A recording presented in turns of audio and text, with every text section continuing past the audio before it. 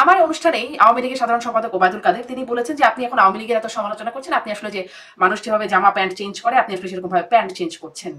ওবায়দুল কাদের সাহেব তো অনেক কথাই বলছেন, আমি পালাবো না, কে বলেছে পালাবো, তো পালাইলেন তো। যে ওনাকে 1991 সাল থেকে আমি চিনি, ওনাকে এত কাপড় বদলাইতে দেখি নাই, হাতে আমি রোলেক্স তো দেখি নাই, তখন তো ক্যাসিও করতে বোধ আমার যত মনে পড়ে, আর এত কাপড়ও ছিল না। আওয়ামী লীগের শীর্ষ নেতা থেকে শুরু করে আওয়ামী লীগের পরের ধাপের নেতারা যারা সিদ্ধান্ত নেন তারা যদি দোষ করেন তাহলে আওয়ামী লীগের না দোষ না। শুনেন, আওয়ামী লীগের বাবার সম্পত্তি এটা কি রেজিস্ট্রি অফিসে লেখা হয়েছে? যারা দুষ্টু লোক, যাদের কারণে আজকে এই অবস্থা, তাদের কারো নাম কিন্তু নাই, বিএনপিও তোলে না। বিএনপি তার কোন বক্তব্যে একজন বৃহৎ অর্থবাচকের নাম উচ্চারণ করে না। আমার তো আজকে বলতে অসুবিধা নেই, আমি একজন এমপি হতে চাই, আমি রাজনীতি করতে চাই, আমি তো প্রতি সপ্তাহে একবার করে ডিজিএফ এর সাথে মিটিং করতাম। আপনি 2015 সালে 48,000 মামলা দিয়েছেন, প্রতিটা মামলায় গড়ে 250 লোক করে অভিযুক্ত হয়েছে। এই যে 1 কোটির কাছাকাছি মানুষকে আপনি আক্রান্ত করলেন 2015 থেকে 2024, 9 বছর, এই 9 বছরের পুঞ্জীবিত যে ক্ষোভ এবং রাগ, সেটা এখন আমাদের ঘাড়ে পড়ছে। এখানে বলা হচ্ছে যে মারণাস্ত্র ব্যবহারের নির্দেশ দিয়েছেন, দেখলেই সোজা গুলি করার নির্দেশ দিচ্ছেন। এই ভয়েসটি বা এই কথোপকথনটি শেখ হাসিনার বলে একটা সত্যতা যাচাই করছে, তারা মোটামুটি ভাবে নিশ্চিত করছে যে এটি আসলে শেখ হাসিনার ভয়েস। প্রয়োজন ছাড়া কথা বলতে হবে কেন? আপনি, আমি যখন নিজেই বলতেছি 2016 সালের এটা রেকর্ডিং, তার মানে আপনি নিজে নিজে বলে দিলেন এটা শেখ হাসিনার কণ্ঠ। আপনি তো 50 ভাগ কাজ আগায় দিলেন। আমি বিবিসির কথা কেন আমাকে রেফিউট করতে হবে? তাহলে কার কথা? মানে বিবিসি বলছে, সিআইডি বলছে, জাতিসংঘের প্রতিবেদনে বলছে, এখন আন্তর্জাতিক অপরাধ ট্রাইব্যুনালে এগুলো বিষয় আসছে। আপনি একবার জাতিসংঘের কথাকে বললেন যে এটা ফালতু, মানি না, পরে আবার ফলকার যখন আওয়ামী লীগ নিষিদ্ধ করার ব্যাপারে উদ্যোগ প্রকাশ করলো, ওইটা আবার নিয়ে আপনি লাফালাফি করলেন কেন? আপনার কাছ থেকে শুরু করব আজকে, মানে বাংলাদেশের এই মুহূর্তে যে বিষয়গুলো আলোচিত, কদিন ধরে বিএনপি, মানে কদিন ধরে কি বেশ আপনাদের সরকার পতনের পর থেকে বিএনপিকে নানান রকম চাঁদাবাজি, দখলবাজির জায়গায় খবরের শিরোনাম হচ্ছে, বিএনপির নাম আসছে। সম্প্রতি যে পুরান ঢাকায় সোহাগ হত্যাকাণ্ড, যে নৃশংস নির্মম হত্যাকাণ্ড, তখন বিএনপির উপরে এরকম অভিযোগ আসার পরে বিএনপি তো বহিষ্কার করেছে এবং ব্যবস্থাও নিয়েছে, কিন্তু বলছে যে বিএনপির উপর দায় চাপানোর চেষ্টা করা হচ্ছে, বিএনপি অনেক বড় দল, এরকম বিচ্ছিন্নভাবে ঘটনা ঘটছে, বিএনপির ভেতরে অনেকে ঢুকে যাচ্ছে, যেমনটা আওয়ামী লীগের সময় অনেক সময় আমরা ওবায়দুল কাদেরের মুখে শুনতাম, কাউয়া, মুরগি, হাইব্রিড ইত্যাদি অনুপ্রবেশকারী, এরকম ভাবে আমরা শুনতাম। আসলে কি আপনি কি মনে করেন বিএনপি কি এখন আওয়ামী লীগের মতো একই রকম চ্যালেঞ্জ ফেস করছে, নাকি যে একটা স্লোগান চলছে নৌকার ধানের শীষ দুই সাপের একই বিষ, বিষয়টা এরকম? আপনাকে ধন্যবাদ আমাকে আজকে আমন্ত্রণ জানার জন্য। It's always a pleasure be in a programme with you. আমি এইভাবে শুরু করতে চাই। গত 15ই জুলাই বাংলা ট্রিবিউন, যেটার সম্পাদক জনাব জুলফিকার রাসেল, এবং আমি যদি ভুল না করে থাকি এটার মূল পৃষ্ঠপোষকতায় বা মালিকানায় আছেন বোধহয় আমাদের কাজী নাবিল সাহেব, সাবেক এমপি। আমি সেখানে একটা নিউজ আবার পরিলক্ষিত হলো যে বাংলা ট্রিবিউনের শিরোনামে হচ্ছে যে ঢাকায় ম্যানহোলের চুরি বেড়ে গেছে, শিরোনাম। ঠিক আছে, এই কথাটা বলে আমি শুরু করলাম এই কারণে যে যেই চাঁদাবাজির কথা আপনি বলছেন বা যে সমস্যাগুলোর কথা আপনি বলছেন, এর সাথে কি আপনি এই নিউজটার কোনো সম্পর্ক খুঁজে পান না? আমরা এমন একটা জায়গায় পৌঁছে গেছি যে ম্যানহোলের যে ঢাকনা, সেই চুরির উপদ্রব এমন পর্যায়ে যে জাতীয় পর্যায়ে খুবই গ্রহণযোগ্য একটা দৈনিকের শিরোনাম হয় আজ। এটা সাইড নিউজ না, part of the main news. এখন চাঁদাবাজির যে জায়গায় আসছেন, আমি এইভাবে কথাটা বলতে চাই যে বাংলাদেশকে যদি রক্ষা করতে হয়, আমি জানি না আমার কথাটা কে কিভাবে নিবে, কিন্তু সেই ক্ষেত্রে আমি মনে করি আমি একজন আওয়ামী লীগের কর্মী হিসাবে আওয়ামী লীগ যেমন অপরিহার্য বাংলাদেশকে রক্ষা করতে গেলে, ঠিক একইভাবে বিএনপি তো একটা বৃহৎ দল, সেই দলের ইতিবাচক ভূমিকা এবং তার ইতিবাচক অবস্থানটাও খুব বেশি প্রয়োজন। এখন বাস্তবতা হচ্ছে বাংলাদেশের মুক্তিযুদ্ধের নেতৃত্বদানকারী দল আওয়ামী লীগ, আর বিএনপিতে প্রচুর মুক্তিযোদ্ধা আছেন, কোনোটা আপনি অস্বীকার করতে পারবেন না। সেই জায়গা থেকে আজকে আপনি যদি বিএনপির দিকে তাকান, আমি মনে করি তারা একটা মহা বিব্রতকর বিড়ম্বনার জায়গায় রয়েছে। অর্থাৎ এই যে 15 বছর বিএনপি বিভিন্ন ভাবে কোণঠাসা অবস্থায় ছিল, সেটা কোণঠাসা থাকা সঠিক ছিল কি ছিল না সেই আলাপটা পরে যাব, কিন্তু মামলা মোকদ্দমা বিভিন্ন কারণে যে কোণঠাসা অবস্থায় ছিল, তাতে করে বিএনপির যারা তৃণমূল পর্যায়ে আছেন, আমার মনে হয় তাদেরকে নিয়ন্ত্রণ করা খুব কঠিন হয়ে যাচ্ছে। অর্থাৎ এটা শুধুমাত্র ইনফিল্ট্রেশন, ইংরেজিতে যেটা বলে যে আওয়ামী লীগের লোক বিএনপিতে ঢুকলো বা বিএনপির লোক আওয়ামী লীগে ঢুকলো, সেখানে সমস্যাটা না। সমস্যা হচ্ছে 15 বছরে একটা লোক জমি জমা বিক্রি করে দিনের পর দিন জেল খেটে বা বাড়ি থেকে পালিয়ে থেকে শত শত মামলার আসামি হয়ে সে যখন অবশেষে খুব শান্তির সাথে নিঃশ্বাস প্রশ্বাস নিতে পারে, তখন সে তো তার হারিয়ে যাওয়া যে সম্পদ বা তার হারিয়ে যাওয়া যে দাপট সেটাকে ফিরে পাওয়ার চেষ্টা করবে। এবং সেই সম্পদ এবং দাপট ফিরে পাওয়ার প্রক্রিয়ায় চাঁদাবাজিটা তো বিচ্ছিন্ন কোনো ঘটনা না। এখন জনাব তারেক জিয়া লন্ডন থেকে অনেক কিছু বলছেন, আরো অনেক কিছু বলবেন। মির্জা ফখরুল ইসলাম আলমগীর সাহেবও বলছেন, আরো অনেক কিছু বলবেন, আরো অনেক বড় বড় নেতারা বড় বড় কথা বলবেন। কিন্তু যিনি তৃণমূলের পর্যায়ে ঘটনাগুলা ঘটাচ্ছে তার হিসাবটা তো সহজ, আমি একদম নির্মমভাবে বলছি। তার হিসাব হচ্ছে সে এমপিও হবে না, মন্ত্রী হবে না। তার হিসাব যে সে তার দলের পারপাস সার্ভ করতে গিয়ে সব খুইয়েছে, সুতরাং আমি এখন ছাড় দিব না, আমি এখন যতক্ষণ পারি যেভাবে পারি আমি আমার পুরনো জায়গা ফিরে পেতে চাই বা তার থেকে বেশি এগিয়ে যেতে চাই। এবং সেটার একটা অন্যতম হাতিয়ার, ইংরেজিতে বলে উইপেন, বা এটাকে একটু সভ্য ভাষায় যদি আমরা বলি বাহন মানে কনভেয়ান্স, সেটা চাঁদাবাজি। এখন সমস্যা হয়ে যাচ্ছে কোথায়? সমস্যা হচ্ছে যে আপনি পত্রপত্রিকায় যত সংঘর্ষের নিউজ দেখছেন সব কিন্তু দেখবেন বিএনপি আওয়ামী লীগ, জামাত বিএনপি আওয়ামী লীগের মধ্যে সীমিত। কিন্তু সুযোগটা নিচ্ছেন কে? এই যে বর্তমান যে সরকার, he has taken his hands of all this things. অর্থাৎ তার কথা হচ্ছে তার দৃষ্টি উপরের দিকে, ক্ষমতায়।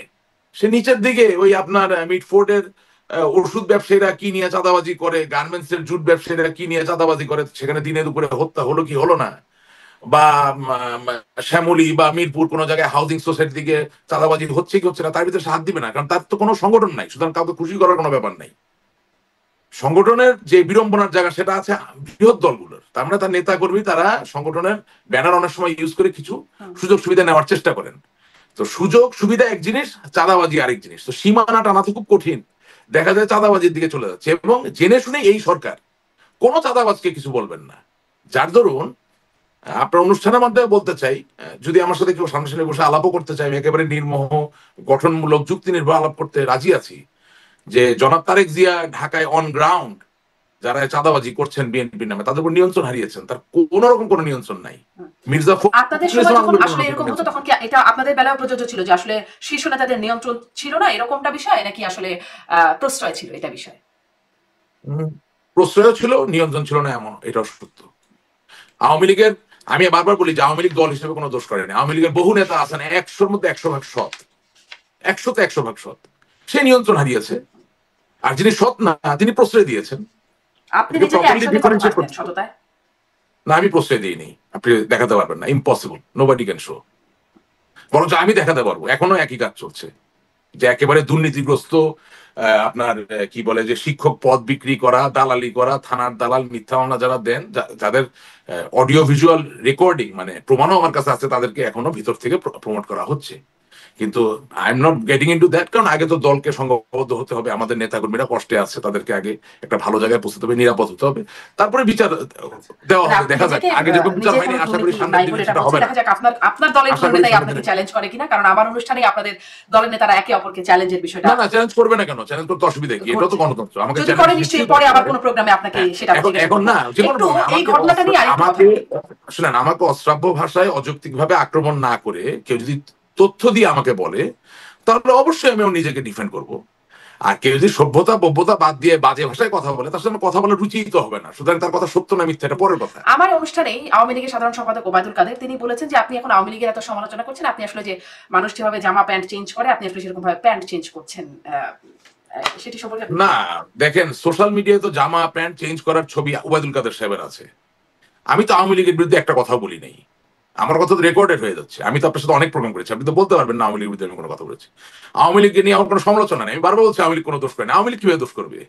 আওয়ামী লীগ তো 1949 সালে 23 জুন থেকে বাঙালির জন্য সংগ্রাম করলো, আন্দোলন করলো। আওয়ামী লীগ কেমন আপনি দোষ দিবেন?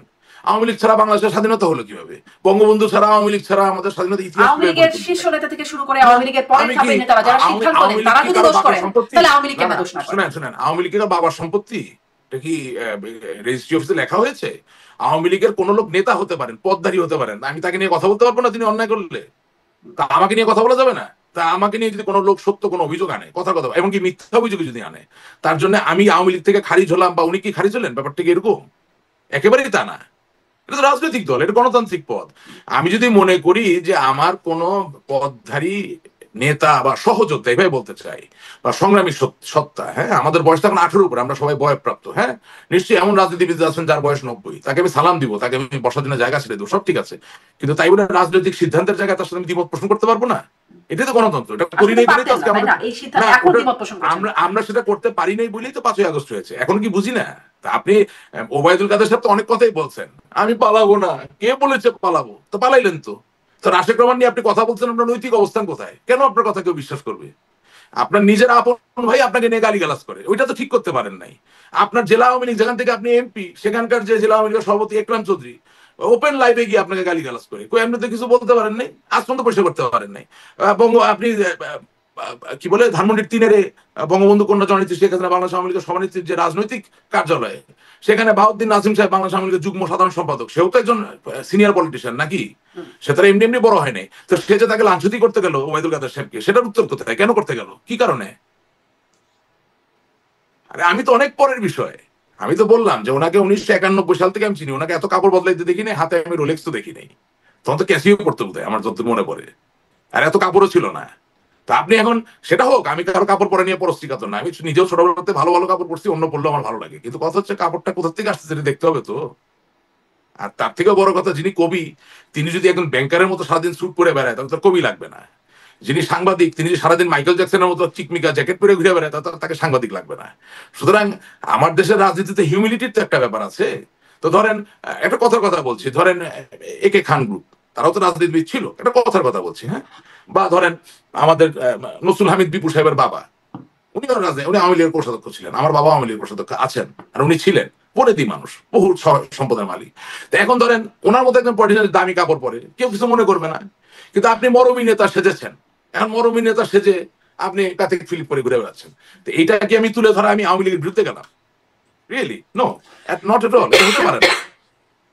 জি, তাহলে তাহলে এটা যদিও আমি এখন একটু অন্য প্রসঙ্গে কথা বলতে চাচ্ছিলাম, কিন্তু এটা একটু শেষ করি। তাহলে আপনার কি মনে হয়, মানে আপনি এর আগেও অনেকভাবেই আসলে নানানভাবে সমালোচনা করেছেন, বিশেষ করে ওবায়দুল কাদেরকে নিয়ে। আমি সমালোচনা করিনি, আমি শুধু বলেছি বাংলাদেশ আওয়ামী লীগের যেভাবেই হোক অন গ্রাউন্ড, অর্থাৎ বাংলাদেশে একজন মুখপাত্র দেওয়া দরকার, এবং আমি আপনাকে দ্ব্যর্থহীন কণ্ঠে বলতে চাচ্ছি, গ্রহণযোগ্য সম্মানী মানুষরাই আওয়ামী লীগের মুখপাত্র হওয়ার জন্য প্রস্তুত আছেন, তারা জেলে যাওয়া নিয়ে ভয় পান না, এটা দেওয়া প্রয়োজন।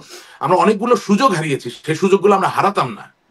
তাহলে আমার যে প্রশ্নটা ছিল জনাব রাশেক রহমান, প্রশ্নটা আমার এখানে, তাহলে আপনি বলবেন এই প্রশ্নটা একটু শুনে নেন। এই যে প্রশ্নটা হচ্ছে যে তাহলে কেন নেত্রী ওবায়দুল কাদেরের উপরেই আস্থা রাখছেন?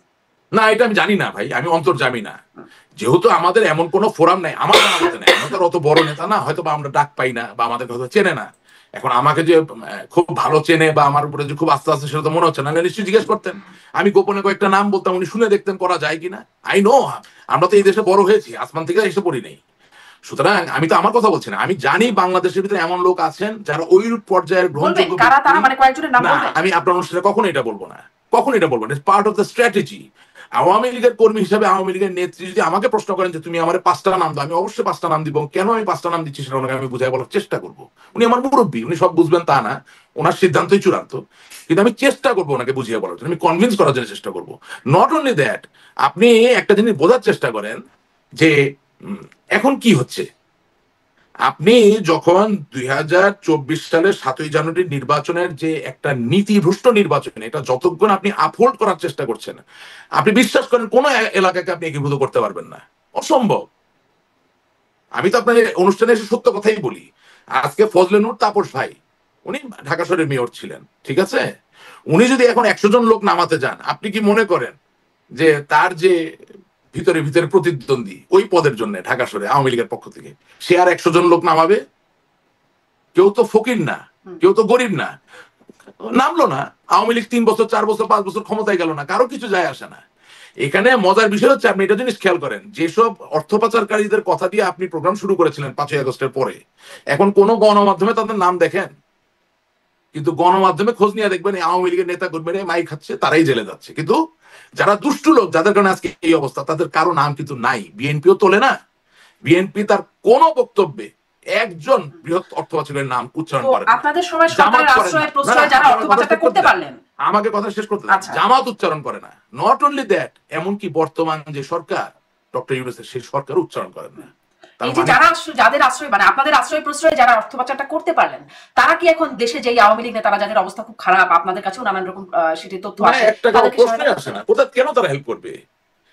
আরে শুনেন, আমার আব্বা 1972 সালের যখন বঙ্গবন্ধু 10 জানুয়ারি বাংলাদেশে ফিরে আসলেন, ঢাকা শহরের প্রথম প্রশাসক মানে মেয়রের যে পদ সরকার থেকে যায় সেটা হিসেবে নিযুক্ত হন। বঙ্গবন্ধু 31 বছর বয়সে আমার বাবাকে ঢাকার মেয়রের দায়িত্ব দেন, ঠিক আছে? গতকালকে আমার বাবা আমাকে বলতেছেন যে বাপ, আমি যখন মিউনিসিপাল কর্পোরেশনের প্রশাসক, ঢাকা শহরের সুইপাররা হরতালে চলে গেল, কারণ যুদ্ধ বিধ্বস্ত দেশ, বেতন নাই, টাকা নাই, তাই না? তো আমার বাবার কাজ কি? সরকারের পারপাস সার্ভ করা। উনি একজন শক্ত প্রশাসক ছিলেন। বঙ্গবন্ধু আমার বাবাকে ডাকলেন। আপনি জিনিসটা ভিজুয়ালাইজ করার চেষ্টা করেন। বঙ্গবন্ধু, বঙ্গবন্ধু, আমি আবার বলি, যেই সেই লোক না তো, একজন 31 বছর বয়স্ক ইয়াং সিএসপি অফিসার যে ঢাকা মিউনিসিপাল কর্পোরেশনের প্রশাসক, তাকে ডাকলেন, ঠিক আছে? যেই যেই বঙ্গবন্ধুর কথায় পুরো পাকিস্তান প্রকম্পিত হয়, বিশ্ববাসী প্রকম্পিত হয়, তাকে আমার বাবা ডাকলেন। আমার বাবা যে দেখলেন যে সুন্দরলাল, মেথডদের যে নেতা সুন্দরলাল, সে বঙ্গবন্ধুর সামনে স্বাভাবিক অবলীলায় বসে আছেন। এই গল্পটা আপনাকে বলছি কেন? That was Bangabandhu. তার সামনে কোনো অর্থ পাচারকারী বসেছিল না। বঙ্গবন্ধুর সবচেয়ে বড় শত্রুকেও যদি জিজ্ঞাসা করেন, সে কোনো একটা নাম করা শীর্ষ সন্ত্রাসী, গুন্ডা, কোনো অর্থ পাচারকারী বঙ্গবন্ধুর সামনে বসেছিল বলতে পারবে না। That was Bangabandhu. সুন্দরলাল বসেছিল, ওই চেয়ারে তাজউদ্দিন সাহেব বসছে, ওই চেয়ারে সৈয়দ নজরুল ইসলাম সাহেব বসছে, হয়তোবা ওই চেয়ারে একান্ত মুহূর্তে মার্শাল টিটো সেও বসছে। এই ছিল বঙ্গবন্ধু। তো আপনি যাদের নিয়ে কথা বলতেছেন, তাদের আশ্রয় প্রশ্রয়ের কোনো অভাব হয় না। এবং মানে আমার কথা হচ্ছে, তারা, আমি কারো অনিষ্ট চাই না, তারা তো খুব ক্ষমতাবান মানুষ, তারা বেঁচে থাকুক, ভালো থাকুক, আমরা বিপদ থেকে মুক্তি চাই। কিন্তু আমার কাছে যেটা খারাপ লাগতেছে সেটা হচ্ছে যে যারা আমাদের কথায় একটু হইলো 1 পা 2 পা করে 10 পা আগায়, তাদের জন্য আমরা কি করছি, জি, তার তাদের জন্য জন্য কি আপনি দিতে পারছি? আপনারা কি করছেন সেটি তো বড় প্রশ্ন রয়েই যায়। মানে বঙ্গবন্ধুর সাথে মানে এখনকার প্রসঙ্গে বলছিলেন যে বঙ্গবন্ধুর সাথে কারা বসতেন, সাধারণ সুন্দরলাল মানুষগুলো নামটা মনে বসতেন। রাখবেন, সুন্দরলাল। নিশ্চয়ই সেটি। আবার বঙ্গবন্ধু বলতেন তার আশেপাশে চাটার দল ঘুরে বেড়াতো, এটাও আবার সেই হ্যাঁ, সময়। হ্যাঁ, হ্যাঁ, চাটা তো করে বেড়াতাম। হ্যাঁ, কিন্তু আমি আপনাকে বললাম যে সেলিব্রেটেড কোন ক্রিমিনালকে বঙ্গবন্ধুর সামনে বসছেন, আপনি কোনো বইয়ে পড়ছেন নাকি? পাইছেন? বঙ্গবন্ধুর চরম শত্রু তো এটা লিখতে পারেনি। জি।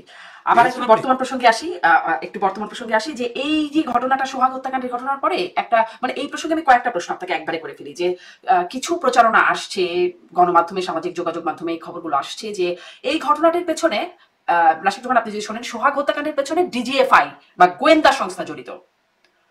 হ্যাঁ, ডিজিএফআই বা গোয়েন্দা সংস্থা জড়িত এরকম বলছেন প্রবাসী সাংবাদিক অনলাইন অ্যাক্টিভিস্ট ইলিয়াস হোসেন। তিনি বলছেন যে এটি ডিজিএফআই পেট্রোনাইজেশনে হয়েছে এবং তিনি এও বলছেন যে যদি তদন্ত করা হয় তাহলে 1 নম্বর আসামি দেখা যাবে জেনারেল ওয়াকার। একটু ছোট্ট করে আপনি বলবেন যে এরকম ঘটনা কি আসলেও হতে পারে কিনা, আপনার একটা মন্তব্য। এবং আমার মূল যে প্রশ্ন সেটা হচ্ছে যে আহ, আ- আপনাদের নেতারাও সেনাবাহিনীকে এবং সেনাপ্রধানকে খুব আস্থায় নেওয়ার মতো অবস্থা ছিল না। আপনাদের স্বরাষ্ট্রমন্ত্রী ছিলেন জনাব মাসুদুজ্জামান খান কামাল, তিনিও বলেছিলেন যে এটি ইসলামিক উগ্রবাদ এবং সেনাবাহিনীর যৌথ অভ্যুত্থান, 5ই আগস্টের ঘটনাকে তিনি বলেছেন মেরুদণ্ডহীনও বলেছেন সেনাপ্রধানকে সম্প্রতি তিনি। তো মানে আসলে সেনাবাহিনীর ভূমিকাটাই কেমন তখন থেকে এখন পর্যন্ত, সেটা একটু শুনবো। আরো একটা প্রশ্ন আছে, আগে দুটো শুনে নিই। আচ্ছা দেখেন, প্রথম কথা হচ্ছে যে আপনার অনুষ্ঠানে তো অনেকে আসে, আওয়ামী লীগের সিনিয়র, মধ্যম পর্যায়ে এবং আমাদের মতো যারা অপেক্ষাকৃত তরুণ আসে না? তো আপনি যারা একটু বয়োজ্যেষ্ঠ আছেন, তাদের একটু জিজ্ঞেস করবেন তো, তারা জীবনের প্রথম রাজনীতিবিদ হিসাবে ডিজিএফআই বা এনএসএ এর সাথে কবে প্রথম বৈঠক করলেন, চা খেলেন, ডিনার করলেন? আপনি এই 15 বছর আগে এরকম কোনো তথ্য পাবেন না। রাজনীতিটা তো আমরা নিজেরা গলা টিপে মেরে ফেলছি। আমার তো আজকে বলতে অসুবিধা নেই, আমি একজন এমপি হতে চাই, আমি রাজনীতি করতে চাই, আমি তো প্রতি সপ্তাহে একবার করে ডিজিএফ এর সাথে মিটিং করতাম। কেন করতেন? তাছাড়া তো আপনি কোনোভাবেই আপনি একটা মিনিট, তাছাড়া তো আপনি কোনোভাবেই রাজনীতিতে সামনে আগাতে পারবেন না। কারণ আপনার আমল নামা তো পলিটিশিয়ানের কাছ থেকে আসতেছে না, আপনার আমল নামা তো আসতেছে ওই জায়গা থেকে, এটা বাস্তবতা। এবং আমি একা কেন, আমি তো সংকোচহীন ভাবে বলে ফেললাম, আপনি 2024 সালে যতজন এমপি ক্যান্ডিডেট আছেন, যারা এমপি হয়েছেন তারা না, মানে প্রথম, দ্বিতীয়, তৃতীয়, চতুর্থ, এমনকি 52তম ব্যক্তি যেটা ওবায়দুল কাদের সাহেবের নেতৃত্ব হয়েছে, যে একটি এলাকায় 52টি নমিনেশন পেপার বিক্রি হয়েছে। সেই জায়গারও 52তম ব্যক্তিকে যদি জিজ্ঞাসা করেন যে আপনি কি চা নাস্তা খেয়ে আসছিলেন, গল্প করে আসছিলেন, পাবেন করে আসছিল। এখন কথা হচ্ছে যে মানে উইপেনাইজেশন অফ পলিটিক্স, তো যখন ডিজিএফআই পলিটিশিয়ানের হাত থেকে মানুষজন চলে আপনাদের যায়। সাথে কথাই বলতে মানে কথা বলার জন্য কি আপনারা অ্যাপ্রোচ করতেন নাকি ওনারা করতেন? ওনারাও করতেন, আমরাও করতাম। তারপর কি কথা হতো, কি কথা না তার কি সাথে? কথা না, কি কথা না, শুনেন কি কথা আছে, কি কথা আপনি বোঝাচ্ছেন আপনি জননেত্রী শেখ হাসিনার জন্য বিশ্বস্ত, আপনি এতগুলো মিটিং করছেন, এতগুলো কথা বলছেন, এই তো। লেনদেন ছিল কিছু? না আমার পক্ষ থেকে কোনো লেনদেন ছিল, আমার তো আর লেনদেন লাগে না ভাই, আমি তো নমিনেশন পাবো এটাই স্বাভাবিক, আমার তো লেনদেন করে না, আমি এসব মিথ্যা কথা বলে লাভ নাই, আমি আগেও বলেছি লেনদেন হয়েছে স্থানীয় সরকার নির্বাচনের নমিনেশনে। না, নমিনেশন পাবেন এটাই স্বাভাবিক, কেন যদি স্বাভাবিক হয় হ্যাঁ তাহলে স্বাভাবিক, ডিজিএফআই এর সাথে হ্যাঁ কথা কারণ বলতে হবে কেন? অবশ্যই I was very vocal about the party, I was working really তাহলে এত হার্ড, ডিজিএফআই এর সাথে চা খেতে হবে কেন? এটা স্বাভাবিক। না সেটা তো, আচ্ছা শুনেন, আপনি যখন একটা প্রমিনেন্ট লোক হবেন, আপনাকে যখন কেউ একটা দায়িত্ব দিবে, সে তো প্রমিনেন্ট লোকদের সাথে যোগাযোগ করবে, ওরা আমার সাথে যোগাযোগ করতো। হ্যাঁ আমরা টিভিতে যেতাম, কথা বলতাম, ডিজিএফআই আপনার সাথে কথা বলতো, আপনিও অনেক দাওয়াতে গেছেন, আপনি রমজান মাসে ইফতারে যান নাই, তা আপনি রমজান মাসে ইফতারে না, কেন আমি আপনাকে যেতে কখনো হবে রমজান ডিজিএফআই? মাসে ইফতারে মানে যাইনি। হয়তো আপনি যান নাই, যাওয়ার কথা। এখন আপনি যে বলেন যে আপনি কোন অনুষ্ঠানে, আমি এটাতে ডিবেট করবো না আপনার সাথে, আমার কথা হচ্ছে যে আপনি তো গণমাধ্যম কর্মী, আপনি সরকারি দাওয়াতে কেন ইফতারে যাবেন? যাওয়ার কোনো প্রয়োজন নাই তো। মানে হ্যাঁ দাওয়াতে যাওয়ার তো আর প্রয়োজন না হয় না, দাওয়াতে আপনি গেলাম যেতে কি পারেন, গেলাম না সেটা আলাদা না কথা। না কিন্তু আপনারা তো একদম না, প্রয়োজনে যেতেন, এমপি একদম না, হবার জন্য যেতেন। একটা হচ্ছে দাওয়াত না না করলো গেলাম, শোনা আর শোনা, একটা হচ্ছে আপনি যেতে পারতেন তথ্যমন্ত্রীর দাওয়াতে, যখনই এর বাইরে যাবেন তার মানে দের ইজ সামথিং রং। হ্যাঁ প্ল্যাটফর্মটা তো এক না একজনের জন্য না এক এক ভাবে। আসলে বিষয়টা আমার কাছে কিন্তু সেরকম মনে হয় না, যদিও এই বিষয়ে আমি বিতর্কে এখন যেতে চাই না, কারণ আপনি আমাকে দাওয়াত করতে পারেন, আমি আপনার দাওয়াতে যেতেও পারি, নাও যেতে পারি, বা আমাকে যে কেউই দাওয়াত করতে পারে, যে কোনো প্রতিষ্ঠান দাওয়াত করতে পারে, আমি যেতেই পারি, না না আপনি যেতে পারি। কিন্তু আমার আমি ভুল কি বুঝতেছেন, আমি কি আপনি আমার আমাকে মনোনয়ন নেবার না জন্য যাচ্ছি বা কোনো বিশেষ না সুবিধা না নেওয়ার জন্য যাচ্ছি? আপনি বিষয়টা আমাকে নিশ্চয়ই না, সেরকম না। আপনি মনে হয় জিনিসটা বুঝতে পারেননি, আমি একটু বুঝাই বলার চেষ্টা করি উইথ অল ডিউ রেসপেক্ট। আপনাকে যখন আমি দাওয়াত দিব, তখন কি কি কারণে দাওয়াত দিব? এক, আপনি আমার আত্মীয়। দুই, আপনি খুব ভালো গণমাধ্যম একজন ব্যক্তিত্ব, আপনাকে আমি আপনার ফ্যান। তিন, আমার মনে হইতে পারে যে আপনাকে আমি খাতির করলে আপনার মাধ্যমে আমি অনেক মিডিয়া ব্রেক পাবো। চতুর্থত, আমার মনে হইতে পারে যে আমার পলিটিক্সে আগাতে গেলে আপনার মাধ্যমে চেহারা দেখাতে পারলে আমার খুব সুবিধা। হ্যাঁ আর পঞ্চমতম, আমার মনে হতে পারে যে আপনার মতো একজন লোক যদি আমার সরকারের প্রেস সচিব হয়, অথবা প্রেসের কোনো একটা অফিসিয়াল দায়িত্ব থাকলে আমার আমি আপনাকে আমন্ত্রণ জানালাম, আপনি আসবেন কি আসবেন না সেটা আরেক ব্যাপার, সেটা আমি বলিনি যে আপনি যাবেনই, আমি বলছি যে সম্পর্কগুলো কিভাবে তৈরি হয়। এমনি এমনি তো না, আপনি ধরেন ক্রিকেট প্লেয়ার রিক্রুট করেন কিভাবে? কোন ক্রিকেট প্লেয়ার তো এসে আপনাকে বলে না আসেন আমি বোলিং করে দেখাই কেমন বোলিং করি। এখানে স্কাউট বলে একটা শব্দ আছে, সারা দেশে বিভিন্ন ক্যাম্প হয়, খেলাধুলা হয়, সেখান থেকে ভালো ক্রিকেট প্লেয়ারদের বেছে নিয়ে আসা হয়। সুতরাং it's a both way channel. What I am trying to tell you, যে আমার পূর্ববর্তী প্রজন্মের যারা আছেন তারা ডিজিএফআই এনএসআই তাদের রাজনীতির কোন পর্যায়ে চিনতেন বা জানতেন, এই ধরনের গল্পগুলো আমি কোনদিন শুনি নাই। কিন্তু আমার দেশের বর্তমান যে পরিস্থিতি, তাতে করে রাজনীতিতে টিকে থাকার জন্য এই যোগাযোগগুলো রাখা খুব প্রয়োজন ছিল। এখন অনেকে স্বীকার করবেন, অনেকে স্বীকার করবেন না, তবে আসল জায়গাটা আসি, কথা তো দূরে চলে গেছে অনেক। আমি ভাই খুব কনফিউজড। সেটা হচ্ছে যে আমাদের সাবেক স্বরাষ্ট্রমন্ত্রী জনাব আসাদুজ্জামান খান কামাল সাহেব খুব ভদ্র মানুষ, খুব ধীরে সুস্থে চিন্তা ভাবনা করে কথা বলেন। এখন উনি যে বলে ফেললেন যে সেনা প্রধানের কোনো মেরুদণ্ড নাই এবং তার কারণে এই ঘটনা ঘটেছে, তা তাইলে এখন তাকে যদি তার নেতা কর্মীরা জিজ্ঞাসা করে যে ওয়াকারুজ্জামান সাহেবের পরিচয় কি, ওনাকে সেনা প্রধান কে বানাইলো, বা উনি কার আত্মীয়, এটা জবাবও তো ওনাকে দিতে হবে। এগুলো আমি জবাব দিতে যাব না, এটা আপনাকে আসাদুজ্জামান খান কামাল সাহেবকে জিজ্ঞেস করতে হবে। আর তার থেকে বড় কথা, যে আপনি যদি ডেমোক্রেসিতে বিশ্বাস করেন, তাহলে এই পর্যায়ে আসলো কেন যেখানে সেনাবাহিনী ছাড়া আপনি টিকতে পারছেন না? আপনি ডেমোক্রেসিতেই বিশ্বাস করেন, তাহলে এই পর্যায়ে আসলো কেন যে আপনাকে সেনাবাহিনী নামাতে হবে? তো ঘটনা হচ্ছে যে কিছু প্রশ্ন আছে যেগুলো আমি শুনতে পারবো, আমি সাপ্লিমেন্ট করতে পারবো, কিন্তু উত্তর দিতে পারবো না। এটা আসাদুজ্জামান খান কামাল সাহেবকে জিজ্ঞেস করতে হবে, যে সেনা প্রধান তো আর আপনি আমি বানাতে পারি না, পারেন কি? এটা তো ডেমোক্রেটিক কোনো পদ না, আমরা তো ভোট দিয়ে বানাতে পারি না। তো উনি হলেন কেন যদি উনি মেরুদণ্ডহীন হয়? এটা বিচার করার দায়িত্ব কার? আপনার, আমার, নাকি যিনি সেনাবাহিনীর বা যারা সেনাবাহিনীর মানে দায়িত্বে আছেন তারা? মেরুদণ্ড আছে ভেবে দেয়া হয়েছিল, পরে হয়তো দেখা যাচ্ছে মেরুদণ্ড সেটা তো আমি জানি মানে না আমি কি, তার পক্ষে কি হয়তোবা ডিফেন্স হতে পারে সেটা বলছি, কিন্তু হয়তোবা মেরুদণ্ড আমরা আপনারা চাইও তাই না। মনে করেন না না মানে? শুনেন, হয়তোবা আমরা মেরুদণ্ড চাই না, সেটাও তো হতে পারে। আপনি কেন মনে করছেন ভেবে দেওয়া হয়েছিল? হয়তোবা আমরা তো আর বুঝতে পারি না যে এরকম পরিস্থিতি হবে, আমরা হয়তোবা মেরুদণ্ড চাই না। আপনি মনে করেন আমি আপনাকে একটা একটা হাইপোথিসিস দিচ্ছি, হ্যাঁ? ধরেন আগামীকালকে আওয়ামী লীগ ইন্ডিয়ায় বসে একটা স্বাধীন বাংলা সরকার করে ফেললো, এই ডক্টর ইউনূসের বিরুদ্ধে ঘোষণা দিল যে এটি একটি নতুন সরকার, এবং আমরা পার্বত্য চট্টগ্রামের গহীন যে অরণ্য, যে পর্বত এলাকা, সেখান থেকে আমরা যুদ্ধ শুরু করে দিলাম। ঠিক আছে? তো এখন নিশ্চয়ই যুদ্ধের জন্য তো আমাদের কমান্ডার লাগবে, লাগবে না? এখন ধরেন আমাদের শামীম ওসমান সাহেব কমান্ডার নারায়ণগঞ্জের মানুষদের পক্ষ থেকে, আবার সেখানে আইবি রহমান, তাকেও তো ফেলে দিতে পারবেন না।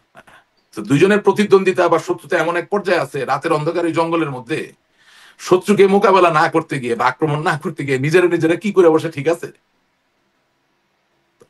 আপনি কেবল কথাটা বুঝতে পারছেন? তার মানে কি, যে আমরা সব জায়গায় divide and rule, divide and conquer করতে গিয়ে নিজেরা নিজেদের 12টা বাজিয়ে ফেলেছি। এবং এটা শুধু দলের মধ্যে না, এটা তো আর্মিতে হয়েছে, সেনাবাহিনী, পুলিশে হয়েছে, সব জায়গায় হয়েছে কম বেশি। হ্যাঁ, তো এখন আমি তো দেখি আপনার এখানে অনেক লোক আমাকে গালিগালাজ করে, পুরো প্রোগ্রাম না শুনে না বুঝে গালিগালাজ করে, বলে আপনি সমালোচনা। আরে ভাই, এটা কি সমালোচনা নাকি? আমাকে যদি ঘুরে আপনি আপনি যদি সমালোচনা না বললেও এটা তো তাদের জন্য খুব আনন্দদায়ক কথা না, যে না, অবশ্যই আপনার গায়ে আমি একটু এই প্রসঙ্গে আপনাকে জানতে চাই, আওয়ামী লীগ কি এটা মনে করছে? আপনার কি মনে হয় এই কথাগুলো শুনে এখনো যে আওয়ামী লীগ কি সেনাপ্রধানকে তার নিজেদের লোক বলে এখনো মনে করছে? যদিও তাকে বিশ্বাসঘাতক, কেউ কেউ আবার সাপের সাথেও তুলনা করেছেন। আপনাদের নেতাদের মধ্যে খুব সিনিয়র নেতা জনাব আব্দুর রহমানের কথা বলছি আমি, আমার অনুষ্ঠানে সে বিষয়ে আমি তাকে প্রশ্ন করেছিলাম, তাদের অভ্যুত্থানের কথা বলেছেন। তো আমি আসলে প্রশ্নটা করতে চাই যে স্বরাষ্ট্রমন্ত্রী, সাবেক স্বরাষ্ট্রমন্ত্রী, তিনি কোট করি বলি একটা ইন্টারভিউ বলছে, নির্বাচন করতে চাচ্ছেন আমাদেরকে বাইরে রেখে, কারণ আমরা তো সব মেরুদণ্ডহীন লোকের সাথে আছি। তো তখন প্রশ্নকর্তা জিজ্ঞাসা করছেন কে মেরুদণ্ডহীন, তখন বলছেন সেনাপতির কথা বলছি। হ্যাঁ, তো এই আমাদের আমরা তো সব মেরুদণ্ড লোকের সাথে আছি, মানে আমরা বলতে কি সেনাপ্রধানকে আমরা আমাদের মানুষ হিসাবে ট্রিট করছে আওয়ামী লীগ? সহজ জিনিস বুঝি, আমাদের লোক বলতে বাংলাদেশের মানুষ বুঝে। আমার জন্য, আমি এর বাইরে কোনো কমেন্ট করবো না। কিন্তু আপনি বাংলাদেশের মানুষ তো বাংলাদেশের, অনেক বৃহত্তর, আপনি বললেন তার মধ্যে তো আসলে আপনি ডক্টর ইউনূসও আছে, জামাতও আছে, না, বিএনপিও তো, সবাই না, আছে। হ্যাঁ থাকতে পারে। বাংলাদেশের রাজনৈতিক ইতিহাস আপনি বিশ্লেষণ করলে দেখবেন, যখনই আমরা কাউকে মাইম্যান মনে করেছি, সেই লোকটাই আমাদের সাথে বিশ্বাসঘাতকতা করেছে। এটা তো শুধু আওয়ামী লীগের জন্য সত্য না, আওয়ামী লীগ কি এটা এখনো তো, সেনাপ্রধানকে মাইম্যান মনে করছে? প্লিজ আমি একটু বলি। বঙ্গবন্ধুর পতনের সাথে আপনি এটার বা তার হত্যাকাণ্ডের সাথে একটা সংযোগ খুঁজে পাবেন। আপনি জিয়াউর রহমান, মেজর জেনারেল জিয়াউর রহমানের হত্যাকাণ্ডের সাথে আপনি আমার কথার একটা সম্পর্ক খুঁজে পাবেন। আপনি হুসেইন মোহাম্মদ এরশাদের পতনের সাথে তার মাইম্যান তার সাথে বিট্রে করেছে, এটার একটা সম্পর্ক খুঁজে পাবেন। সমস্যা হচ্ছে যে আমরা বুঝতে চাই না। এমনকি ওমান 11 সেখানেও মাইম্যান তো ছিল, হ্যাঁ, খালেদা জিয়ার, তারেক জিয়ার, সেখানেও বিট্রিয়াল ছিল। ব্যাপারটা হচ্ছে, আপনি ইনস্টিটিউশন বিল্ড না করে যখন মাইম্যান খুঁজবেন, তখন প্রতিবারই আপনি প্রতারণা এবং বিশ্বাসঘাতকতার শিকার হবেন। আমরা এই শিক্ষাটা যদি নিতে পারি, তাহলে হয়তো আগামী দিনে ভালো। আমি আগামী দিন নিয়ে খুব বেশি চিন্তিত। তার গতদিন মানে কি হয়েছে সেটা নিয়ে চিন্তিত বিশ্বাসঘাতকতার না। শিকার হবার পরেও কি আপনারা মাইম্যান মনে করছেন? মানে যদি তাই হয়, সেটা তো আমি বলতে পারি না। আমি তো বললাম যেগুলো ডিফারেন্ট হাইটের জিনিস না। কারণ হচ্ছে আমি ফাইলে কি পরে পদোন্নতি দিয়েছি, এটা তো আমি জানি নাই, ফাইলে আমি দেখি নাই। তো এটা মিথ্যা বললে তো লাভ নাই। ধরেন, আপনাকে এইভাবে বলতে চাই কথাটা, যে একজন মানুষ 1971 সালে স্বাধীনতা যুদ্ধ করেছেন। তিনি আওয়ামী লীগ করলেন কি বিএনপি করলেন, এটা বড় কথা না। আমি দেখবো যে উনি স্বাধীনতা যুদ্ধ, আমরা স্বাধীনতা সপক্ষের মানুষ। তার মানে, আর যাই হোক, ওনাকে যেই পদেই আপনি দেন, বিশ্বাস করা যায় যে বাংলাদেশের যারা চিরশত্রু ছিল তাদেরকে তিনি কোনো মানে অন্যায় সুযোগ বা কোনো সুবিধা দেবেন না। এই তো ঘটনা। তার মানে কি, ফাইল এটা আছে তো যে তিনি মুক্তিযুদ্ধ করেছিলেন। এখন যাকে আপনি মাইম্যান বানালেন, তারে কেন বানালেন, ওই ফাইলটা তো আমার পড়ার সুযোগ হয় নাই। আপনি মনে করেন, প্রধান বিচারপতি লতিফুর রহমানকে আমরা, মানে we went out of our way তাকে প্রধান উপদেষ্টা করার একটা পরিস্থিতিতে নিয়ে আসার জন্য। অথচ এই প্রধান বিচারপতি লতিফুর রহমান তার জীবনে যত রায় দিয়েছে, এই রায়গুলা দেখার পরে তাকে কি কোনো অবস্থায় আপনি আসলে ওই জায়গায় নিতে পারেন? তার মানে আমরা পড়ি নাই ঠিক মতো, আমরা হুজুগের বসে কারো কথায় আমরা প্রভাবিত হয়ে করে ফেলেছি, এখনো তাই। মানে হয় কি, অর্থ সম্পদ, টাকা পয়সা, স্তুতি, তেল, এগুলাতে যখন আপনি ব্যস্ত হয়ে যাবেন, তখন তো আসলে হোমওয়ার্ক করবেন না, তখন তো মন দিয়ে বাড়ির কাজ করবেন না। মানে রিসার্চ হোমওয়ার্কের বদলে আসলে তেলেই বেশি কাজ হয়েছে। অবশ্যই আপনি রিসার্চ করতে হবে না, পড়ালেখা এবারে করতে হবে। একটু সংক্ষেপে কিছু বিষয়ে আসি। আমি একটু বিবিসির প্রতিবেদন, যেটি নিয়ে বেশ তোলপাড়, আওয়ামী লীগ বেশ প্রতিক্রিয়া জানাচ্ছে, সেটা নিয়ে একটু কথা বলবো। তবে তার আগে এই যে ঘটনাগুলো, চাঁদাবাজির ঘটনা যেটা নিয়ে শুরু করলাম আলোচনা, সোহাগ হত্যাকাণ্ড, তারপরে বিএনপিকে বেশ চাপের মুখে পড়তে তো হচ্ছে, বিব্রত হতে হচ্ছে। যে রাজনীতি যারা করছে বাংলাদেশের সক্রিয় দলগুলো, তারা খুব কড়া সমালোচনা করছে। ওই যে বললাম, এরকম স্লোগান হচ্ছে, নৌকা ধানের শেষ দু সাপের এক বিষ, আরো অশ্লীল গালিগালাজ করা হচ্ছে তারেক রহমানকে বিভিন্ন স্লোগানে। মানে আপনাদের সময় একটা একটা ট্রেন্ড ছিল, যারা বেশি আসলে বিএনপিকে দোষারোপ করতে পারবে, তাদের মনে যেন হতো তারা কোনো পয়েন্ট পাচ্ছেন কিনা জানি না। আপনিও বিভিন্ন সময় টকশোতে মানে বেশ দোষারোপ অপদস্থ করবারও একটা বিভিন্ন রকম কথাবার্তা বলতেন। কোন জায়গায়? হ্যাঁ হ্যাঁ, কিরকম বলেন, কোন জায়গায় একটু বলেন। মানে আপনি কি বলতেন না বিএনপিকে দোষারোপ, মানে বিএনপির সাথে কেন আলোচনা করতে হবে সেই বিষয়ে কথা বলতেন? না, আমি আপনাকে হেল্প করতে চাই। হ্যাঁ, আমার জায়গা খুব পরিষ্কার ছিল, যে বিএনপি যদি রাস্তায় 10,000 লোক নিয়ে রাস্তা অবরোধ করে বসে, এটার বিরোধিতা করার কোনো সুযোগ আমার নাই। কিন্তু বিএনপি যদি রাতের অন্ধকারে ফিশ প্লেট, ট্রেনের রেলগাড়ির ফিশ প্লেট তুলে ফেলে আর মানুষ অজান্তেই যদি মৃত্যুবরণ করে, সেটার আমি বিরুদ্ধে। আমি তো এখনো বলছি, আপনি আপনি বিএনপি তো বড় দল, আমি তো বিএনপি ছোট দল বলছি না। আপনি যদি 50,000 লোক নিয়ে ঢাকা শহর অবরোধ করে ফেলেন এবং আমাকে টেনে হেসেও যদি নামান, আমি কি আপনার রাগ করতে পারবো? এটা তো জনগণের ইচ্ছা, জনগণ সাথে ছিল, তাই না? কিন্তু আপনি শারমিন চৌধুরী গুলশান থেকে ধানমন্ডি যাচ্ছেন আপনার ব্যক্তিগত কাজে, আমি আপনাকে থামালাম না, জিজ্ঞাসা করলাম না যে শারমিন চৌধুরী আপনি কি বিএনপি করেন না আওয়ামী লীগ করেন, আপনি কি শেখ হাসিনাকে সমর্থন করেন নাকি করেন না, না জিজ্ঞেস করে আমি আপনার গায়ে তেল ঢেলে আগুন ধরাই দিলাম। তো এটার বিরুদ্ধে যেন আমি করবো না, করবো তো। কিন্তু বিএনপির কোন ডেমোক্রেটিক আইডিয়া, সেটার বিরুদ্ধে কি আমি কখনো কথা বলেছি? আপনি দেখাতে পারবেন? মানে অফকোর্স আমি কিসের পক্ষেও কিছু বলেছেন এরকম আমি দেখাতে পারতে পারবো না, শুনেন, আসলে কিছুই আমার দেখাতে জায়গা পারবো খুব না। হয় কি, এটা আপনার দোষ না তো, মানে সোশ্যাল মিডিয়া এত বড় ভাবে মানে সম্প্রসারিত এবং মিডিয়ার জগৎ এখন এমন যে আমি যখন একটা কথা বলি ওইটার পিছনে 10টা কথা লাগিয়ে ফেলাটা সহজ হয়। ওই যে আপনার অনুষ্ঠানটা একবার বলেছিলেন যে আমি তারিখ, হ্যাঁ আমি জিজ্ঞেস করেছি তারিখ যে সোর্স অফ ইনকাম কি। তো একজন গণতান্ত্রিক রাজনৈতিক কর্মী হিসাবে আমি তো বলি নাই তার সোর্স অফ ইনকাম নাই। আমি বলি আমি জানতে চেয়েছি শেখ রবিউলের কাছে আপনার অনুষ্ঠানে যে ভাই জনাব তারেক জিয়া একটা দলের প্রধান, মানে ভারপ্রাপ্ত প্রধান, তার আয়ের উৎস কি? এটা কি আপনি বলতে চান এটা বিবেক বর্জিত প্রশ্ন? না, একটা দুটো প্রশ্ন নেই না, বিভিন্ন সময় বিভিন্ন আরো বক্তব্যে আরো বলি, আসেন আরো বলি। না, আরো এই বিষয়ে আরো খুব বেশি কথা বলার দরকার নাই, কিন্তু যে তাহলে এখন যেভাবে বিএনপি চাপে পড়ছে বা বিভিন্ন সব রাজনৈতিক গুলো বিএনপি কে কোথাও কোনো একরকম চাপ নাই, দোষারোপ করছে, আপনারা ওইটাই এটা কি আপনাদের জন্য বুঝতেছেন ইতিবাচক না। হচ্ছে? কারণ এরকম ট্রেন্ড আপনাদের মধ্যে ছিল। আপনারা ওইটাই বুঝতে পারছেন না, কোথাও কোনো চাপ নাই, আপনারা ভুল রিড করতেছেন। হুম, আমি আপনাদের সঠিক করে দিতে চাই। হুম, হুম। বিএনপির যে লেয়ারটাই কাজগুলা করতেছে তারা সম্পূর্ণভাবে উপরের লেয়ার থেকে বিচ্ছিন্ন, কোথাও কোনো চাপ নাই, তারা বিচ্ছিন্ন হয়ে গেছে পুরা। তারা একটা ক্লাসিক ট্র্যাপে পড়ে গেছে। আমি তো বললাম যে ডক্টর মোহাম্মদ ইউনূস বুঝে শুনে জেনে শুনে যারা এই কাজগুলো করছে তাদেরকে কিচ্ছু বলতেছেন না।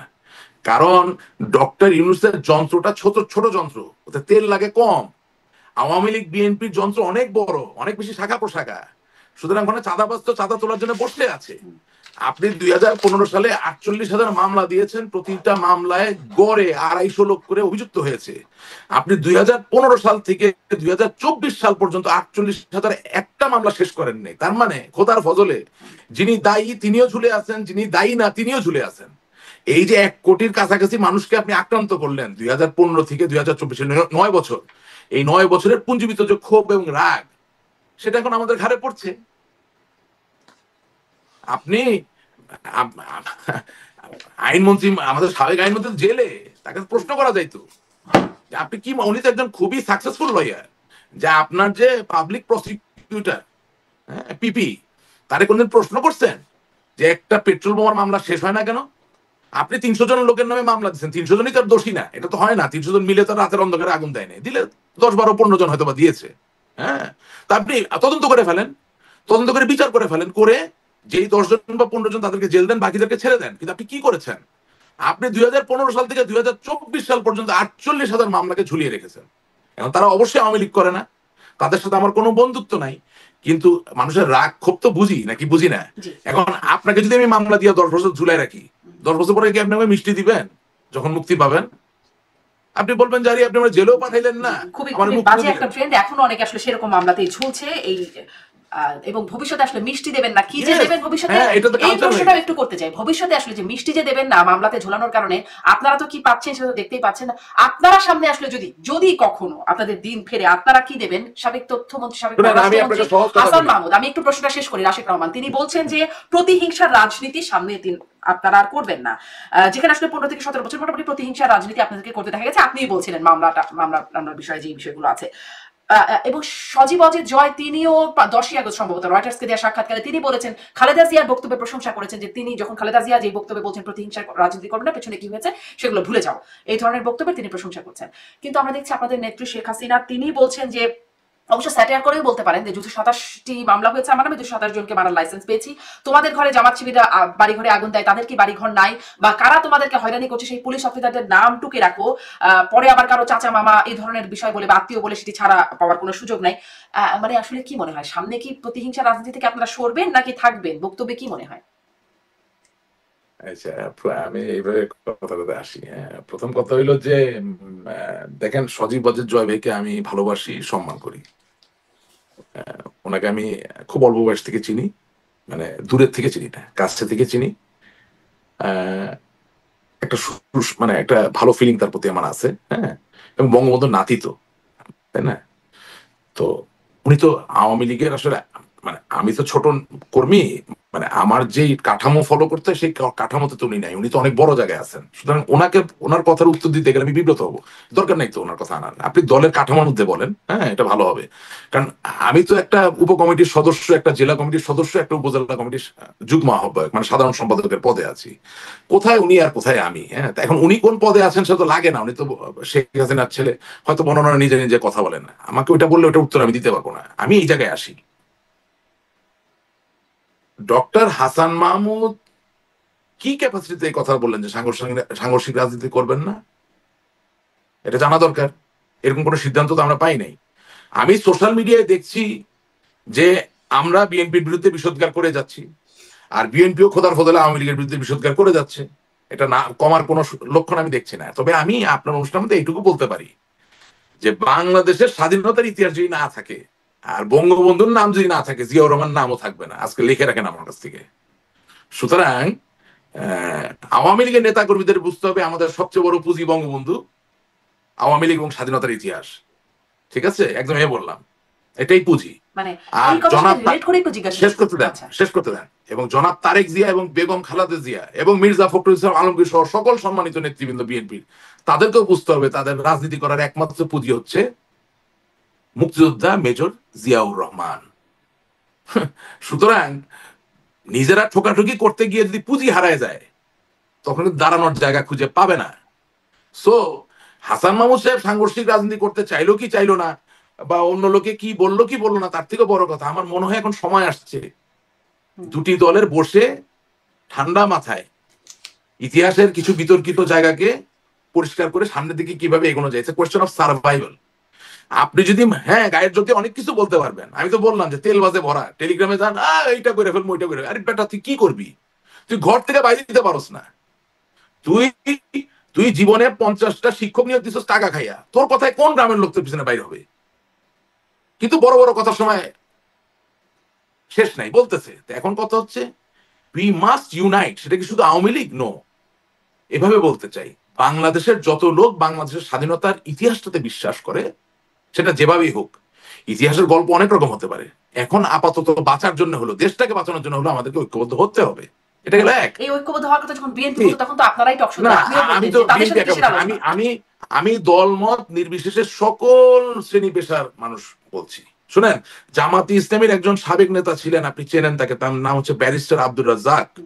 তিনি ইংল্যান্ডে চলে গিয়েছিলেন, মারা গিয়েছেন। তিনিও জামাতে থাকা অবস্থায় বলেছিলেন যে জামাতে ইসলামীকে অবশ্যই বাংলাদেশের স্বাধীনতাকে মেনে নিতে হবে, বাংলাদেশ স্বাধীনতা ইতিহাসকে মানতে হবে, সে হোক জামাত। আপনি তো 71 সালে জামাতে নাই, এখন যে ছেলেটা জামাত ইসলামী করে সে কি রাজাকার ছিল নাকি? তো তাহলে বুদ্ধিমান হলে, মানে নীতিবান হলে, বিবেকবান হলে তো তাকে স্বাধীনতা ইতিহাসটা জানাতে হবে। এই এটা কথা তো বলার কোনো, কারণে তাকে পদও ছাড়তে হয়েছে।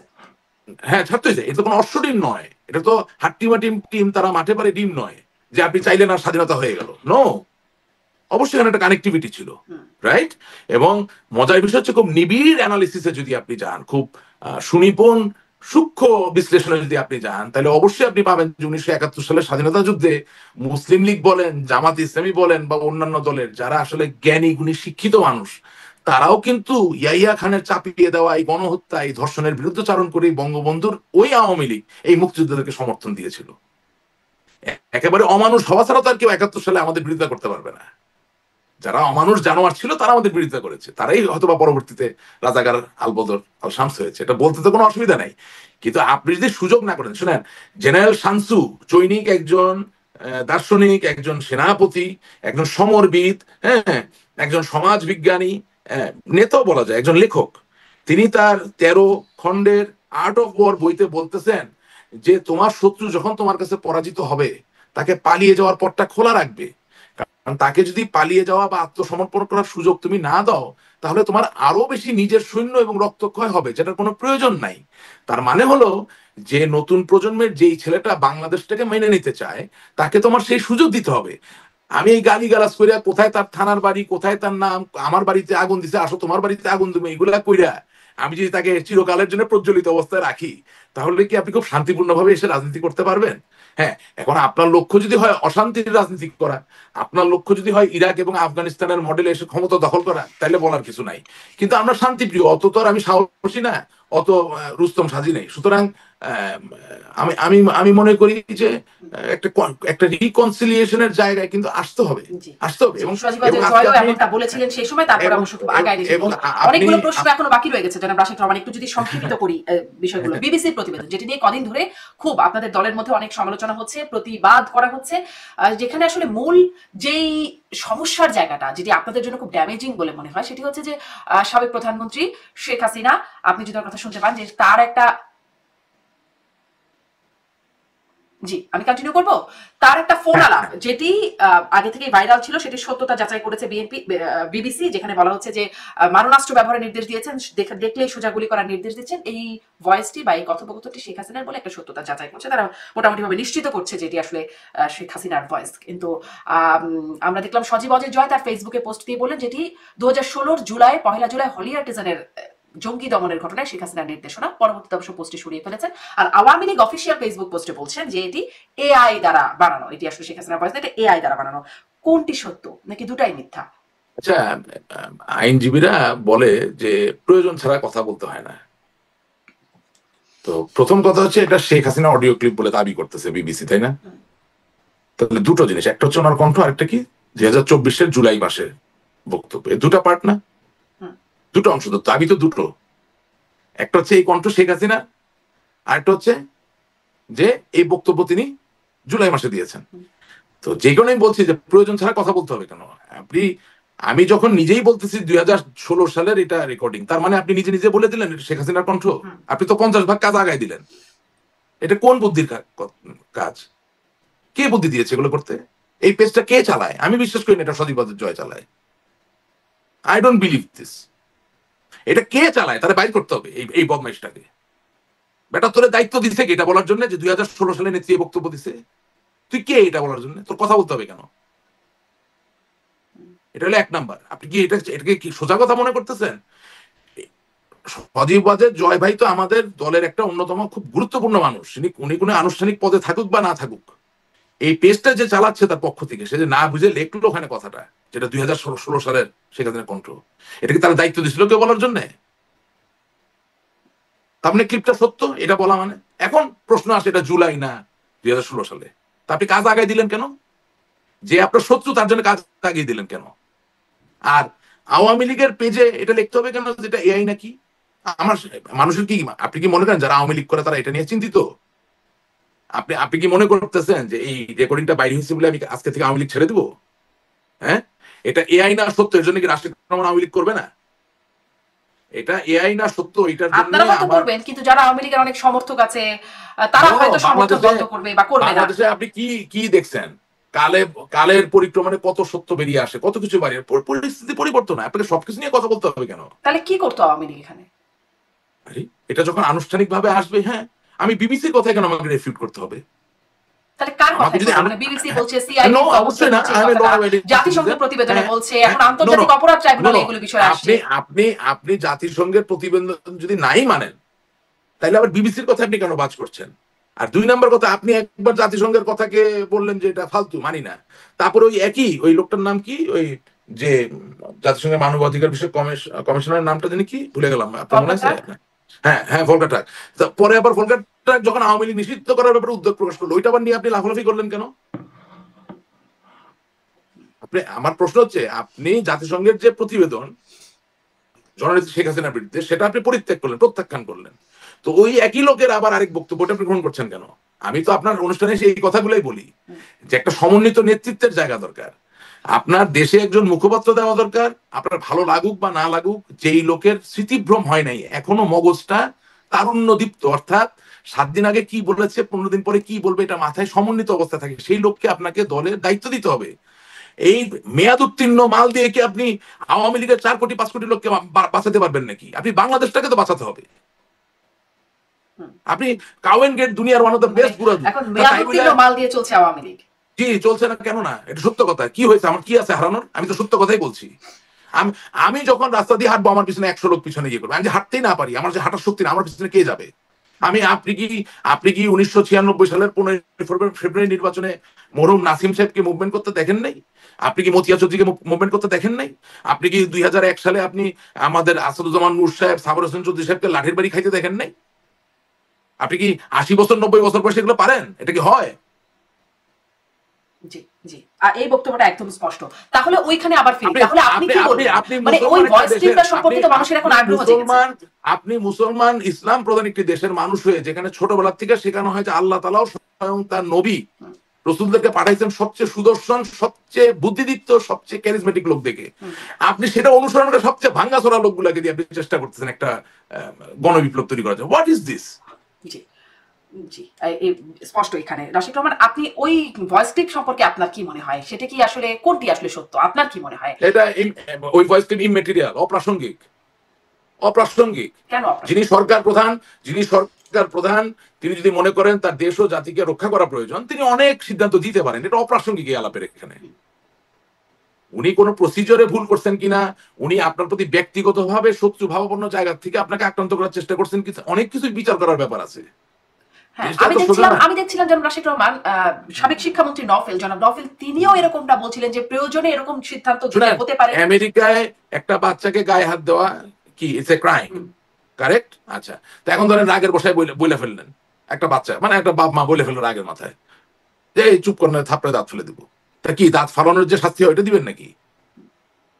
এখন কোন প্রেক্ষাপটে কি বলছেন এটা পুরো জিনিসটা না জেনে আপনি এটা নিয়ে কমেন্ট করবেন কেন? আমার তো বক্তব্য ওইটাই যে আওয়ামী লীগের অফিসিয়াল বক্তব্য হওয়া উচিত জননেত্রী শেখ হাসিনার সম্পূর্ণ বক্তব্যকে আপনি খণ্ডিত উপায়ে ইয়ে করে আপনি এটা দিয়ে কি, এটা মেটেরিয়াল, তার এটা মানে আপনি পৃথিবীর বলছেন কোন যেটি কোন আসলে আইনে আপনি তারই এটা কাজে বক্তব্য, লাগাবেন? কিন্তু বক্তব্যটা খণ্ডিত।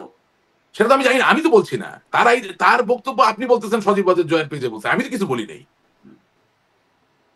আপনি বলতেছেন, আমি তো বলতেছি না। কিন্তু আপনি কি বলছেন সেটাই তো জানতে চাইছি যে আমার জন্য এটা অপ্রাসঙ্গিক, আমি তো বললাম ইট ইজ ইমেটেরিয়াল। কারণ কি, এভিডেন্স অ্যাক্টে, বাংলাদেশের যে বিরাজমান এভিডেন্স অ্যাক্ট, মার্কিন যুক্তরাষ্ট্রের যে এভিডেন্স অ্যাক্ট, যুক্তরাজ্যের যে এভিডেন্স অ্যাক্ট, এতে আপনি এভিডেন্স প্লেসই করতে পারবেন না। এভিডেন্স কারণ আদালতের ঘাড়ে জি, কতটুকু দিতে নো পারবেন নো, দিতে পারবেন না, আমি সেটি তো আদালতকে পারসেপশন কি ক্রিয়েট হচ্ছে, না, সেটি রাজনীতিতে পারসেপশন ম্যাটার নাকি করে আপনারা বলেন? আপনাকে আগে চুজ করতে হবে আমার কাছে কোনটা শুনতে চান, পারসেপশন না ল, ইউ চুজ। হ্যাঁ, আপনি আইনজীবী না, আমি ওইখানে আদালত বসাই দিই, অতএব আপনাকে রাজনৈতিক পারসেপশনটাই শুনতে হবে। পারসেপশন হচ্ছে, আমি আপনাকে বললাম এটাতে পুরোপুরি অপ্রাসঙ্গিক। এতে শেখ হাসিনার ব্যাপারে যাদের কনফিডেন্স আছে কিছুই পরিবর্তন হবে না, হুম। হয়ও নাই হবেও না, এই তো, এটা পারসেপশন। আর আইনের কথা যদি জিজ্ঞেস করেন, এটা কোন সুস্থ মানুষের, সভ্য মানুষের আদালতে আপনি কিন্তু অ্যাডমিটই করতে কিন্তু পারবেন না। কিন্তু শেখ হাসিনার ব্যাপারে পারসেপশন চেঞ্জ হবে না। কিন্তু যখন এটি একবার 16 সালের বক্তব্য বলা হচ্ছে, একবার এআই দিয়ে বানানো বলা হচ্ছে, আবার আপনাদের মধ্যে কেউ কেউ এরকমটা বলতে চাচ্ছেন এতে কিনা ক্ষতি জানি না, হচ্ছে, যেটা একটা এতে খণ্ডিত ক্ষতি হচ্ছে। বক্তব্য। হ্যাঁ, এটা একটা খণ্ডিত বক্তব্য, মানে অনেক রকমের বক্তব্য আসছে। তাহলে আসলে তখন আসলে কি মনে হচ্ছে যে আপনারা লেজে গোবরে করছেন কিনা? এক একজন এক এক সময় এক এক কথা বলার কারণেই এগুলো ক্ষতির কারণ হবে।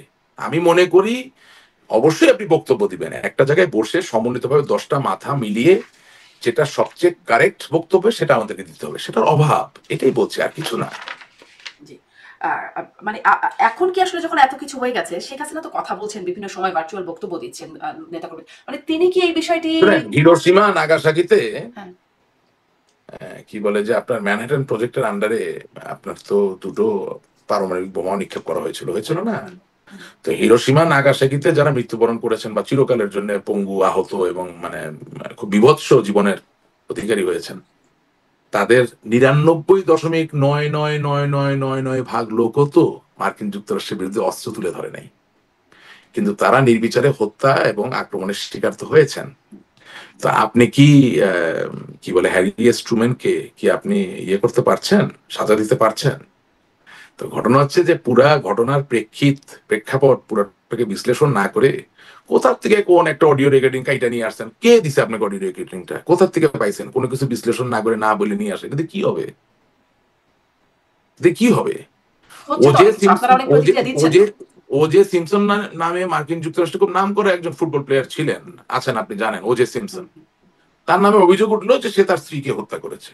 ঠিক আছে, পুলিশ যে দেখে যে স্ত্রী রক্তাক্ত অবস্থায় পড়ে আছেন, যেটা দিয়ে ছুরি দিয়ে সব পড়ে আছে, সব ঠিক আছে, উনি জেলে গেলেন, তাকে আদালতে নিয়ে আসা হলো, সব প্রমাণাদি সাক্ষী সব দিয়ে টিয়ে শেষ পর্যন্ত কি হলো যে আদালতের যিনি ওজে সিমসনের পক্ষে যিনি আইনজীবী, তিনি দাঁড়িয়ে বললেন যে মাই লর্ড, এই যে রক্ত যেটার উপরে যে ডিএনএ পরীক্ষার উপরে ভিত্তি করে ও যে সিমসনকে সাজা দেওয়া হচ্ছে, সেই রক্ত কালেকশনের পদ্ধতিগত নির্দেশনা হচ্ছে প্রতি বিন্দু রক্তের জন্য আলাদা কটন সোয়াব, আলাদা পলিথিন ব্যাগ ব্যবহার করতে হবে।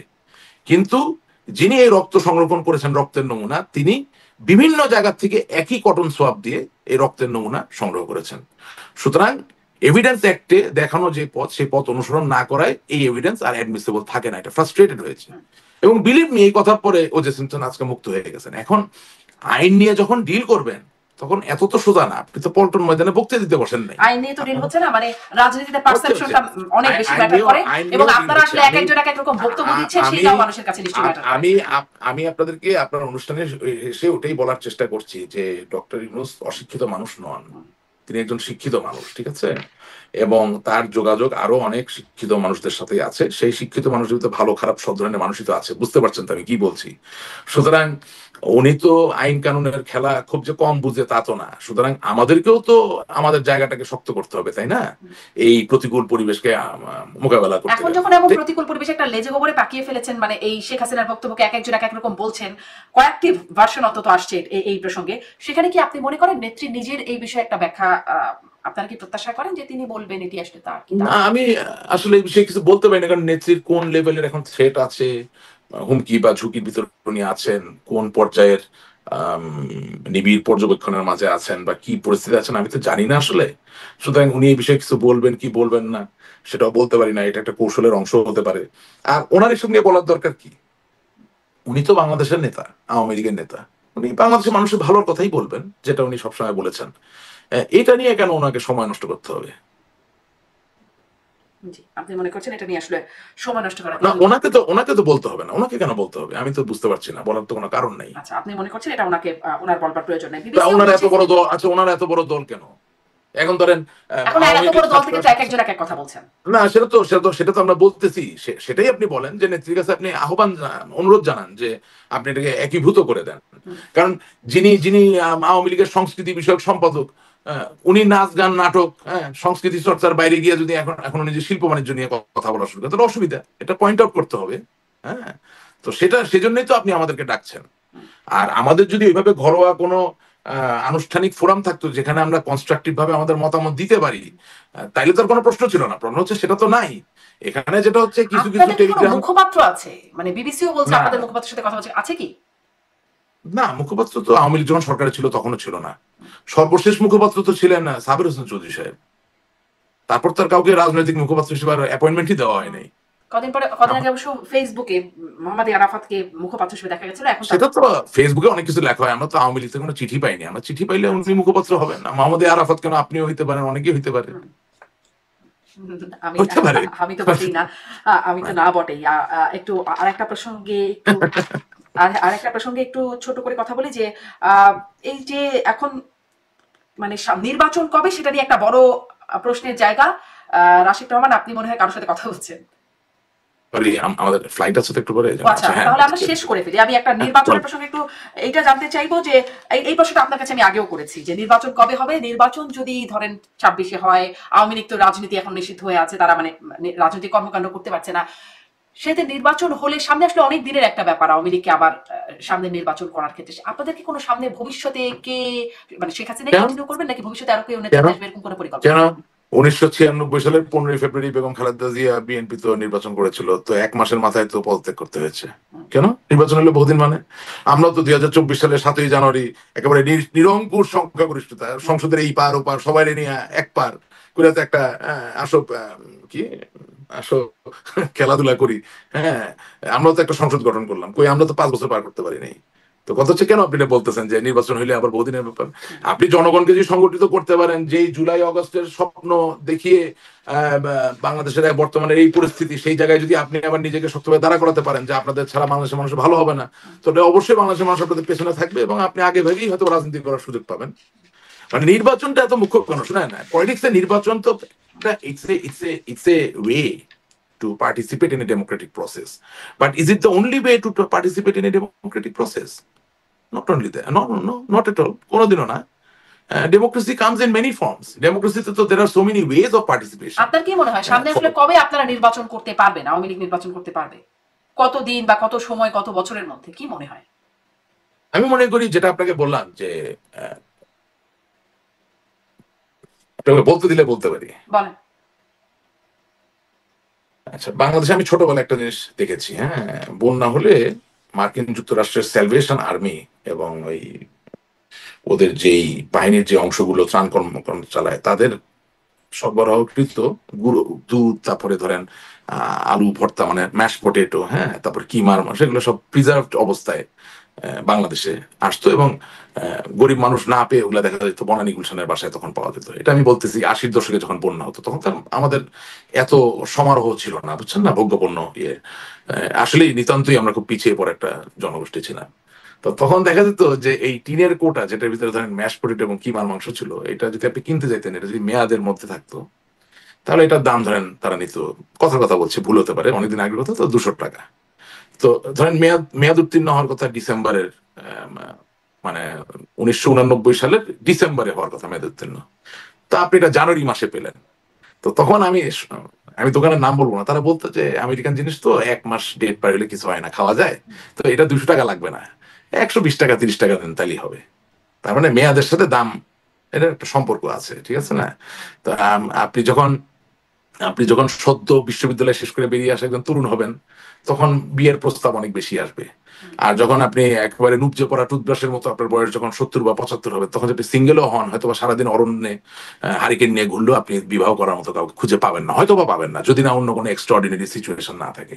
তো এটা বলছি এই কারণে যে মেয়াদটা খুব ইম্পর্টেন্ট। মেয়াদের ভেতরে থাকা মানুষরা যদি এখন সংঘবদ্ধ হয়, তাহলে খুব অল্প সময়ে আপনি নির্বাচন শুধু না, বাংলাদেশের মানুষের ভাগ্য পরিবর্তনের ক্ষেত্রে আবারও ইতিবাচক ভূমিকা পালন করতে পারবেন। আর আপনি যদি এই ফর্মুলায় বিশ্বাস করে বসে থাকেন যে সময়ই মানে টাইম ইজ দ্য বেস্ট ছিল, মানে সময়ই সবচেয়ে বড় ঔষধ, অর্থাৎ আহ, ইউনূস সরকার অজনপ্রিয় হবে, বিএনপি অজনপ্রিয় হবে, জামাত অজনপ্রিয় হবে, তারপরে আমি আসব, তাহলে এখন যে বিপদ ওই তখনও ওই একই বিপদই থাকবে। আপনি কি মনে করেন আপনাদের এই সঠিক সিদ্ধান্ত নেওয়ার বা যুগোপযোগী সিদ্ধান্ত নেওয়ার, সময়ের সিদ্ধান্ত নেওয়ার মেয়াদটা কতদিন? না, রাজনীতিতে বাধা ধরা মেয়াদের কিছু নাই, যত আগে নেবেন তত ভালো। আচ্ছা, আহ, আপনি তবে যদি একটা এখন জিনিস আপনি একটা যদি জিনিস এখন নিজে তবে আওয়ামী লীগের। একটা জিনিস তবে একটা জিনিস মনে রাখতে হবে যে বাংলাদেশের জনসংখ্যা বৃদ্ধির হার খুবই উঁচু উঁচু, হ্যাঁ। সুতরাং খুব বেশি নির্লিপ্ত ভাবে নিশ্চিন্ত ভাবে বসে থাকলে হয়তোবা সমূহ বিপদও হতে পারে। আপনি যদি এখন আওয়ামী লীগের সিদ্ধান্ত নেবার মতো জায়গায় থাকতেন, ধরেন একটা হাইপোথেটিক্যাল প্রশ্ন করি, তাহলে আপনি কি কি সিদ্ধান্ত নিতেন এই মেয়াদের মধ্যে আর কি? আপনাকে তো প্রথমে বললাম, প্রথম সিদ্ধান্ত আমি তো নিতাম না, আমি যদি ওই অবস্থানে থাকতাম যেখানে আমাকে জিজ্ঞাসা করা হচ্ছে যে আপনার মতামত কি বা আপনার একটা বিনয়ের সাথে বলি মানে পরামর্শ কি, তাহলে আমি বলতাম যে আপনি আমাদেরকে একটা মুখপাত্র দেন, তাকে অ্যারেস্ট করুক। আমরা একটা মুখপাত্র দেই যে অ্যারেস্ট হতে চায়, যার ওই সাহস আছে। হ্যাঁ, আমার আমার নাম মাথাতে কিছু নাম আছে, বুঝলেন, আই নো কোথায় কটটুক কি হতে পারে, আপনি দেন। হুম। তারপরে আমরা যেটা বলতাম যে আপনি একটা এখন আপাতত মানে যাদের কারণে দলে দ্বিধা বিভক্তি হয়েছে, নমিনেশন বাণিজ্য হয়েছে বা যাই হয়েছে, হ্যাঁ, তাদেরকে একটু আপনি আরামে একটু ছুটিতে রাখেন, তারা থাকুক, কাউকে ছাঁটাই করার দরকার নেই, আপনি কারো প্রেসিডিয়াম পদ নেওয়ার দরকার নেই, কারো আপনার কোনো রাজনৈতিক পদ নেওয়ার দরকার নেই, আপনি তারা থাকুক, আপনি শুধু একটা অন্তর্বর্তীকালীন একটা টিম যদি গঠন করেন যাদের অপেক্ষাকৃত ওই ধরনের কোনো বদনাম নাই, হ্যাঁ, তাইলে দেখবেন যে ঘটনা অনেক পরিবর্তিত হয়ে যাচ্ছে। আমি এই দুটা বললাম, আর অনেক কিছু করার আছে। আমি আমি তো এই আপনার এই যে খন্দকার ইসমাইল, এই যে, তো আওয়ামী লীগই করে বলতে গেলে, ওইভাবে আসলে ঠিক মানে পুরো ব্র্যান্ডেডই, বেচারা খুব বিব্রত বোধ করে আমার সাথে প্রোগ্রাম করতে গেলে, কারণ আমি আবার এত বেশি স্ট্রেট ফরওয়ার্ড, ঠোঁট কাটা, যে সে চায় যে আমি 100 ভাগ আওয়ামী লীগের পক্ষে কথা বলি, মানে আওয়ামী লীগের পক্ষেই বলি, মানে সে চায় যে সব নেতাদেরকে আমি তেল দিয়ে কথা বলি, তো সেটা তো সম্ভব না। তা আমি তাকে যেমন ধরেন বললাম যে বাংলাদেশ আওয়ামী লীগের একজন আন্তর্জাতিক বিষয়ক সম্পাদক আছে, তো ধানমন্ডি 32 নম্বর যখন ভাঙা হলো, সে তো তখন নিরাপদে বিদেশি, কিন্তু আন্তর্জাতিক সম্পাদকের জায়গা থেকে সে কোথাও একটা আপিল করা যে আপনারা একটু প্রতিবাদ করেন, আমাদের সাথে করলো না, আপনার অনুষ্ঠানে কথা হয়েছে এটা নিয়ে। তারপরে দেখেন সবচেয়ে বড় যে ব্লান্ডার সেটা হলো যে আমার দেশে ছাত্রলীগ করা তো কোনো অন্যায় হতে পারে না, একটা ছাত্র সে বঙ্গবন্ধুকে ভালোবাসতে পারে, সে ছাত্রলীগকে ভালোবাসতে পারে, সে শেখ হাসিনাকে ভালোবাসতে পারে। একজন ছাত্র সে পরীক্ষা দিতে পারছে না ছাত্রলীগ করার কারণে, এরকম ছাত্রের সংখ্যা 7 থেকে 8 লক্ষ। তো যিনি আমাদের আন্তর্জাতিক বিষয়ক সম্পাদক, যিনি আমাদের শিক্ষা বিষয়ক সম্পাদক, তারা যদি আওয়ামী লীগের পক্ষ থেকে ছাত্রলীগের এই 7 থেকে 8 লক্ষ ছেলেমেয়ের ডাটা সম্পূর্ণটা একেবারে তড়িৎ বাহিত পন্থায়, মানে যেটাকে ইমেল বলে, হ্যাঁ, মাধ্যমে যদি আমরা সব ডকুমেন্টস নিয়ে এসে জাতিসংঘের ইউনেস্কোতে যেতাম, ইউনেস্কোতে এডুকেশনের আপনি জানেন শিক্ষা নিয়ে কাজ করে, হ্যাঁ, ইউনেস্কোতে যে যদি এটা প্রস্তাব করতাম, আপনি কি মনে করেন না যে আমরা পক্ষে কিছু হলে সাপোর্ট পেতাম? 7 থেকে 8 লক্ষ ছেলে মেয়ে তো সহজ কথা না।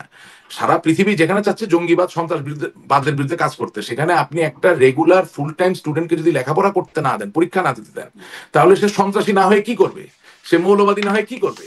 কিন্তু আপনি এই যে 10 মাস 11 মাস পার হয়ে গেল, তারা তো এই কাজটা করেন নাই, কারণ তাদেরকে এই বুদ্ধি দেওয়ারও কেউ নাই, খোদার ফজলে তাদের বুদ্ধি নেওয়ার প্রয়োজন হয়নি, কারণ তেল টেল মাইরা টাকা পয়সা খরচ করে হাত পা টিপা নেতা হয়েছে, এখন এর কি যায় আসে?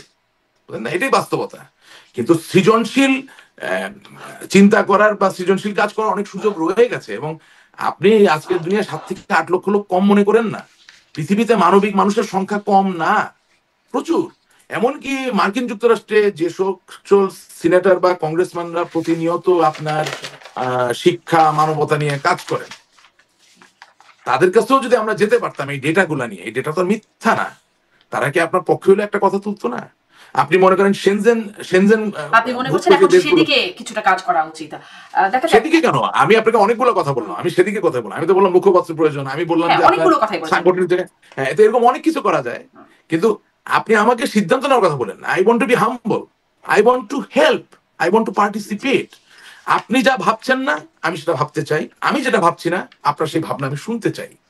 এই জায়গাটা তৈরি না হলে তো হচ্ছে না আসলে। অনেক ধন্যবাদ।